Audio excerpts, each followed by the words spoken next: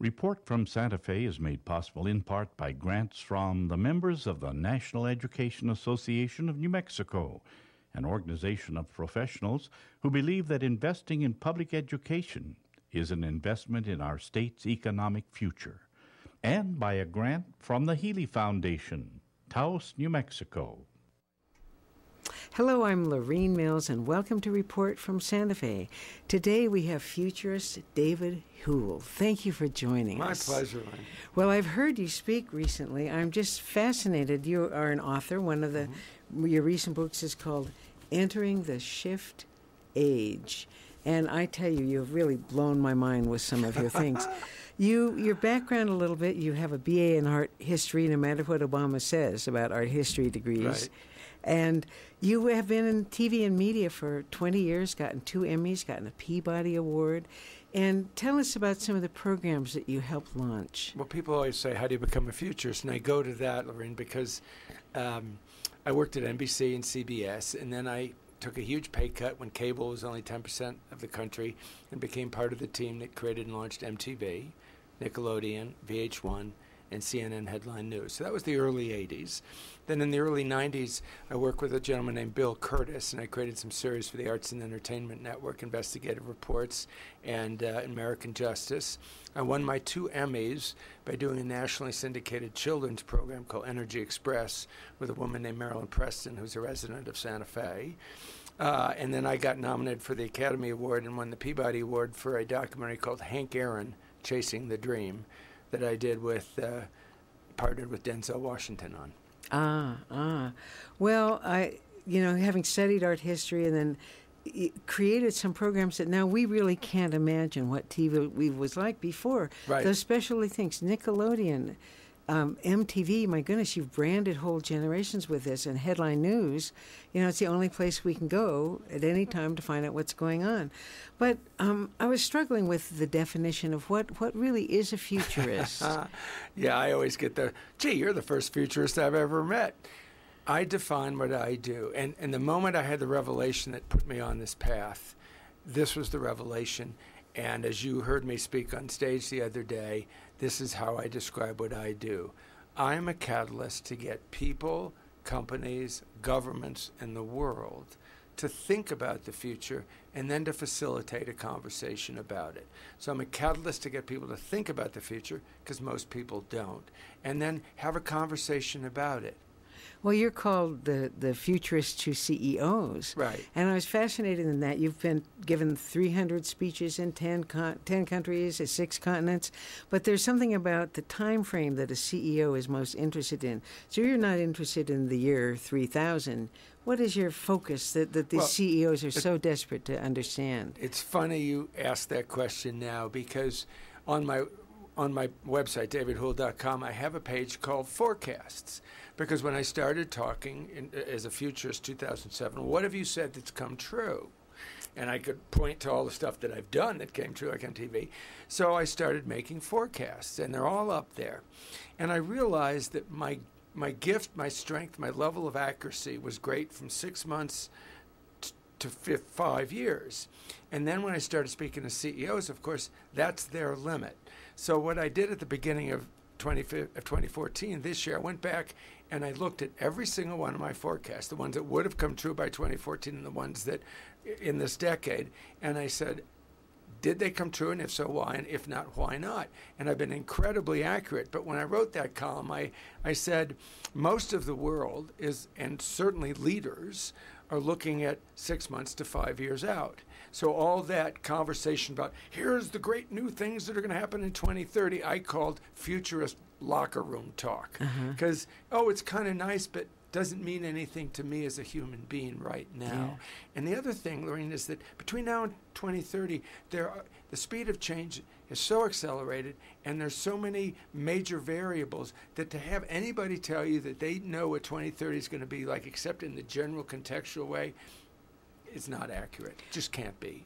So I can be accurate to 2020, so I go out that far. Well, I urge people to go to your website and look at some of the predictions. You predicted the great increase in the cost of oil, the death Doing your homework. of media, the death Yes. of newspapers, and the media changes. It is really, really fascinating. this book, Entering the Shift Age, what is the shift age? That's the question. So I am known as the person who said we've left the information age and we've entered the shift age. Can we go back? Because there were a couple more ages before then. Sure. Yeah, so this is something. One of my great conceptual ancestors is Dr. Alvin Toffler. He wrote The Third Wave, and he wrote Future Shock. And he and others have identified the ages of humanity. There was the agricultural age that began 10,000 years ago, where man literally put down roots, stopped being nomadic, used tools to create roots, and therefore created culture. And that was 10,000 years ago. Then roughly 300 years ago, with the invention of the steam engine, the industrial age began. And then back in our lifetime, loosely early 70s, the information age began. So in the early part of this century, around 2004, 2005, as somebody who's always been fascinated about the future and what's next, I sensed that something big and new was about to happen. And I went back and read all the greats, and they weren't very specific. And I said, something new. So I then came up with the name The Shift Age.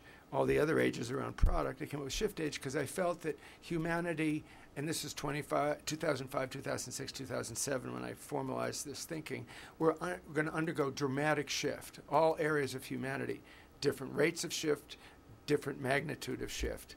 And the interesting thing, when I put out my first book, The Shift Age, published with Amazon, it was one of the first books on Kindle because I had forecast something like Kindle happening, exactly. so they put it up for free. I said, oh, thank you. That was the end of 2007. If you went to type in the shift in nonfiction books, I was the only book. You go to nonfiction books under Amazon and type in shift, nonfiction, there must be 100 books. Yeah. So I obviously was right in using that name. Yeah.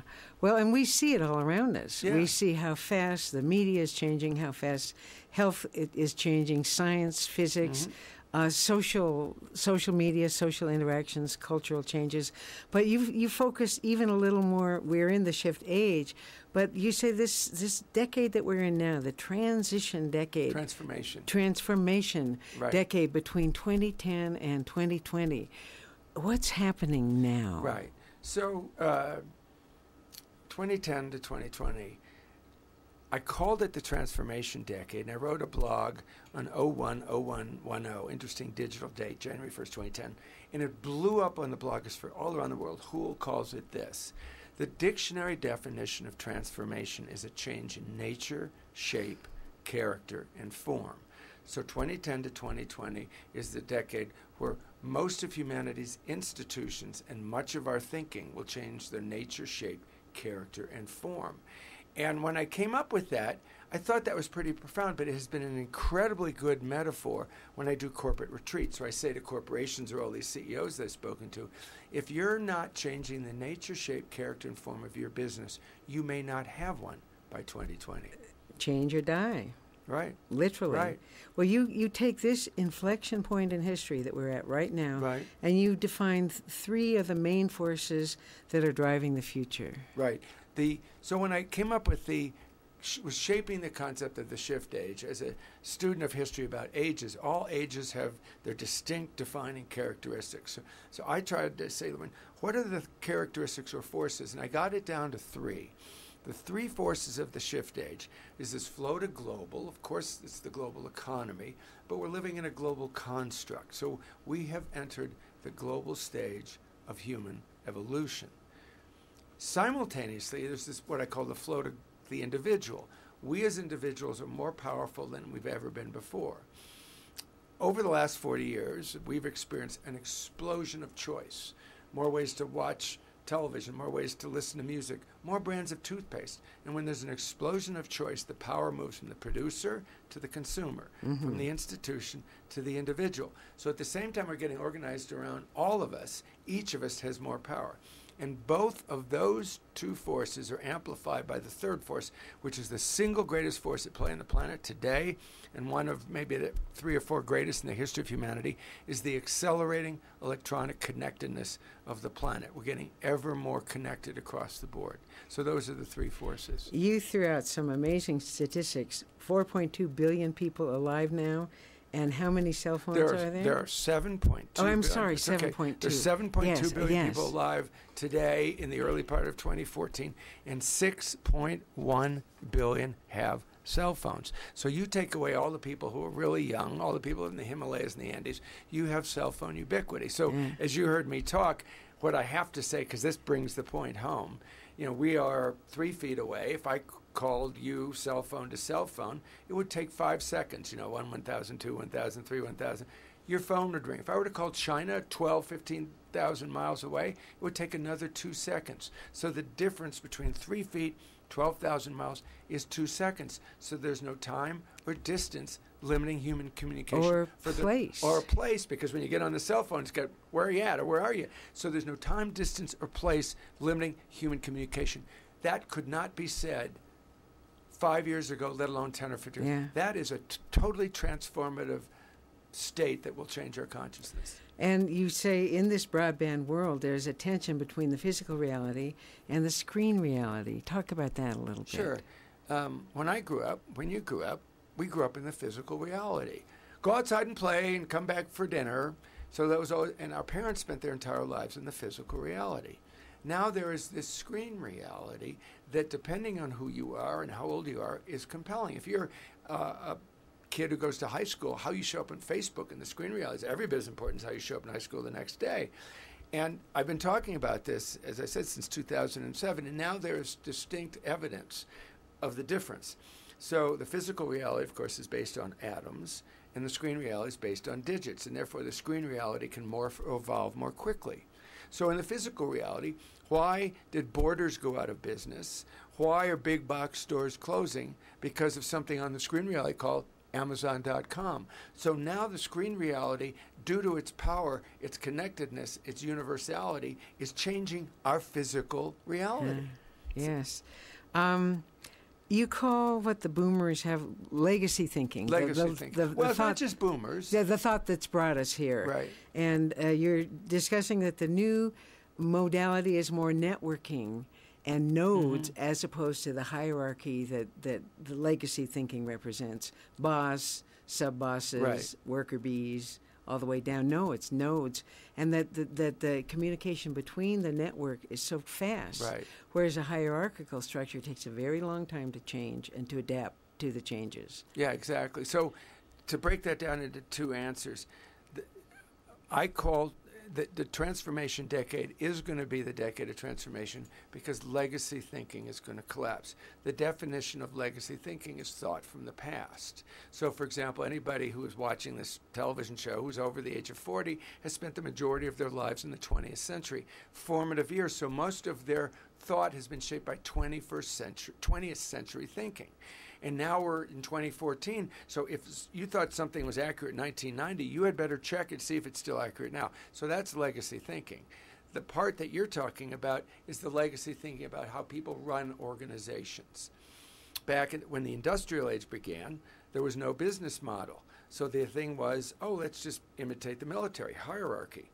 Now, so people always are in too many meetings and, they pass information, it goes up and down. So the metaphor for the 20th century is a skyscraper. The metaphor for the 21st is the net, the internet. So what I say, as you inferred, is I say if you have management structures, you can't get rid of them. But instead of thinking of your departments and your hierarchies as entities, think of them as nodes of a net because information moves much more quickly across a net. So if you're having a meeting, if you're the CEO, instead of saying, at what level should this be? Say, what are the modalities that need to be in this meeting? I think it's marketing and sales, or I think it's finance and R&D, and think modalities.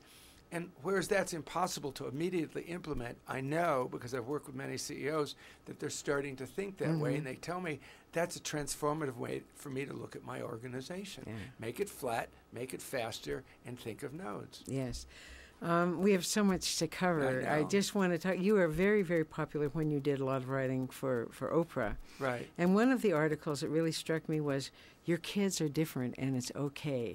So, would you talk about the various generations, particularly the millennials, and what you call the digital natives? Who are they? Yeah, real quickly. The millennials, I say, were birth years 1981 to 1997. So they're going to be the leaders of the shift age, meaning they're the people loosely in their 20s today in 2014, roughly a little.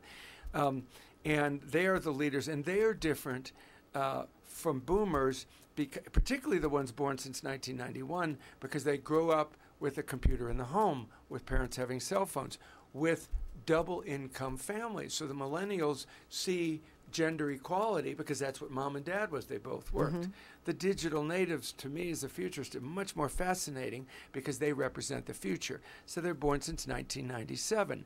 Digital native, they are the first generation born into the digital landscape. You and I and anybody older than them are digital immigrants because we were adults when we got our first cell phone. We were adults when we got our first computer.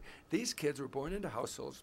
Mom and dad have cell phones, computer in the home, internet, and if they were born since 2009, their entire media experience is a touch screen tablet.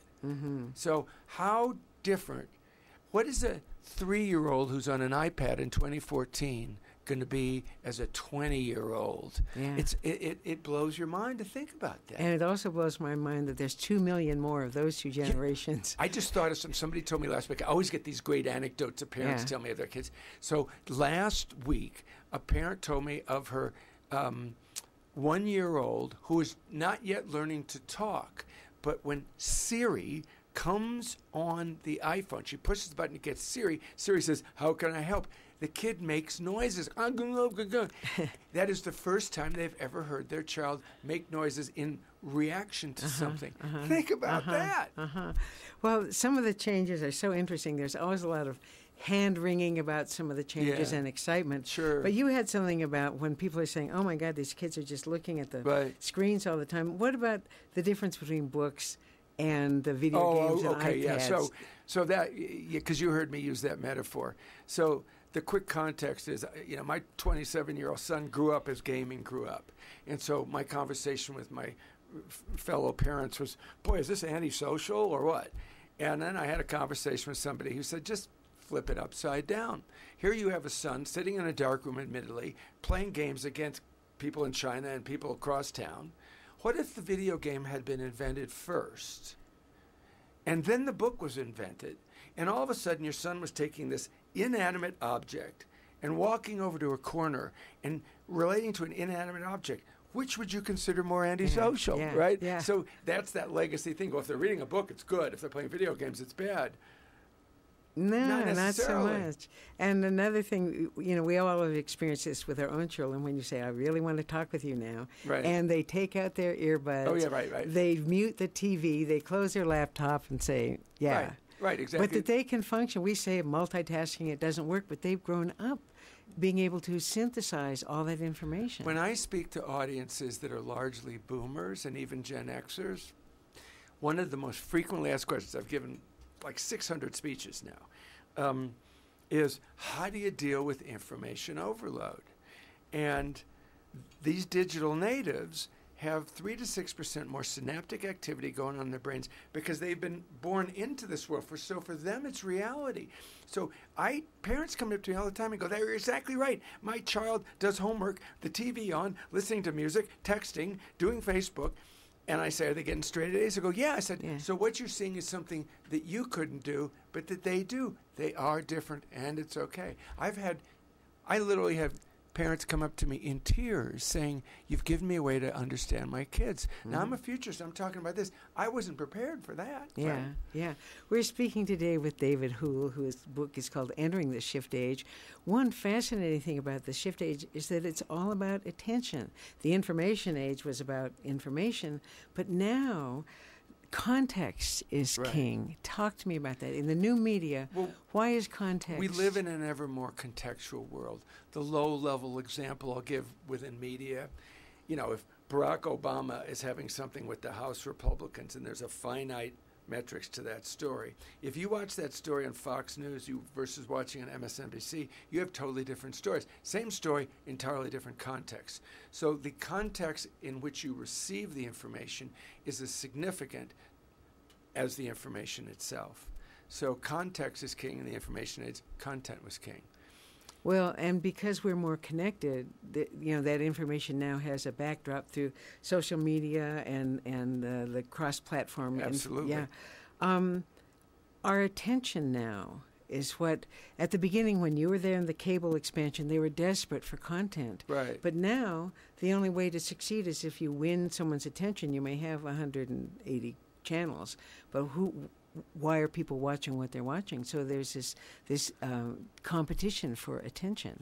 Well, the environment, the context is we are now trained to watch or consume what we want, when we want it, where we want it, and on what device. So it's the flow to the individual. The individual decides, I want to watch a whole season of House of Cards this weekend. Well, they couldn't do that when the institutions were in control. Or I want to watch YouTube on my phone while I'm riding to work on a bus. So the multiplicity, the infinite number of channels, when you consider the internet connected globally, we get to choose what we watch and how and when we watch it. That's the liberation of the shift age. Now, we're aware that there's a downside to this, and there are some huge topics that I'm going to have you come back to talk about. I'd like you to talk about privacy, because in this new interconnected world, we don't have the old kind of privacy. Other issues that we won't have time to do more than touch on is how is this affecting healthcare, and how is it affecting education? And New Mexico. Okay. So try first with the privacy. Okay, real quickly, privacy. I have spoken. That's been always one of the great questions. Because within the context of social media, right, privacy. So when Snowden made all his revelations last summer, it made me go back and rethink privacy. So I wrote a mini ebook, Is Privacy Dead? The Future Privacy in the Digital Age. It's like $2.99. It was a short one. And in the research, I realized that the definition of privacy was a physical definition, privacy of one's own home. It started in the 1400s, and as we've talked about the two realities, it was all within the physical reality. Mm-hmm. So the deterioration or the decrease in privacy in our lives occurred with the telephone and television and computers, and now we live in a world that is functionally without privacy. So to have a conversation about, well, what's the private individual versus national security, it's not the issue. Accept the fact that we largely live in a world of no privacy. How do we redefine privacy, and what are the new social contracts that we have to come up with? In other words, if the NSA spies on all my stuff, on my communications, is that reason to put me into jail? No, it's a reason to maybe to track me to do something. But so my privacy is violated, but my rights are not. And that's where we have to have a new conversation. As a futurist, I want to lead the conversation. What is the new definition and a new way to think about privacy in a world of no privacy, as it has formerly been defined in past centuries? The two biggest issues of our time, certainly healthcare and education. Right. A sentence or two. I wrote a book on each because in 2008, when we were in collapse from Lehman Brothers, are we going to remain a great nation? And I said, if we don't better educate our young, if we don't become a healthier populace, and we don't rebuild the infrastructure of this country, it doesn't matter what else we do. Education is undergoing the greatest transformation it has gone through in the last 100 years at all levels, pre-K, K through 12, and higher ed. Higher ed is a bubble right now. K through 12, I wrote that book. Dynamic school superintendents around this country are transforming. So it's all changing its nature, shape, character, and form. Healthcare, the Affordable Care Act was an imperfect bill, but it was directionally correct. And the simple way to talk about healthcare is all of the stuff that we've been talking about in this brief time together, connectivity, transparency, price competition, is now just coming to the part of the GDP that's healthcare.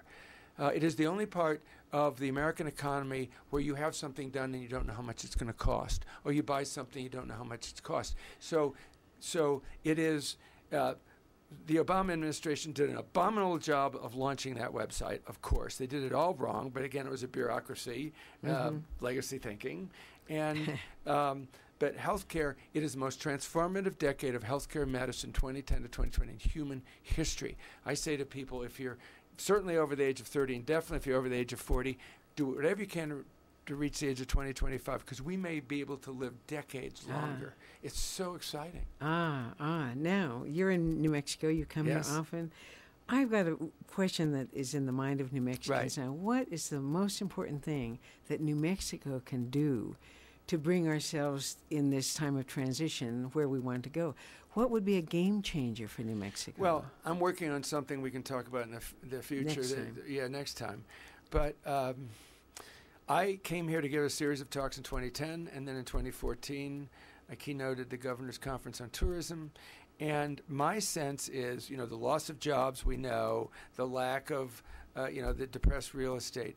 I think New Mexico needs to rebrand itself with all the qualities it has for the 21st century. You have Spaceport America, Space 2.0 starting 2 hours south of Albuquerque. You may have some new, Elon Musk may be bringing a factory here. We've got Sandia. You've Los Alamos. You've got the best weather, if you like, sunshine in the United States, and you've got a sense of freedom and openness. So I think over the last 20 years, people, if you said to boomers, New Mexico, they would go, "Oh, experience Santa Fe." I think the state needs to rebrand itself, and that's why I'm here, and I want to be here, and I'll perhaps become a part-time resident of the state because I love it. This is the state for the future, and here's why. Space, technology, wonderful weather, great universities. So I think that's what it needs to do. It can no longer just be the land of enchantment and come experience Santa Fe. That's again, I was involved in launching brands, so I think that way. Yeah. Now, for people who want to know more, tell us your website and your blog site. Sure. Easiest way to find me is my name, David Houle, DavidHoule.com, davidhoule.com. My blog is evolutionshift.com, and my new blog, which is me curating a visual look to the future, is real simple to remember, futurewow.com. Okay. Futurewow.com, evolutionshift.com, and davidhoule.com. And Thank you for I asking. do urge you to get David Houle's book, Entering the Shift Age. And I want to thank you, David Houle, for being with us today. It was really interesting. My honor and pleasure. Please have me back. I will. We begun. just scratched the surface. Thank you. Thank you. And I'm Lorene Mills. I'd like to thank you, our audience, for being with us today on Report from Santa Fe. We'll see you next week. Past archival programs of Report from Santa Fe are available at the website reportfromsantafe.com. If you have questions or comments, please email info@reportfromsantafe.com.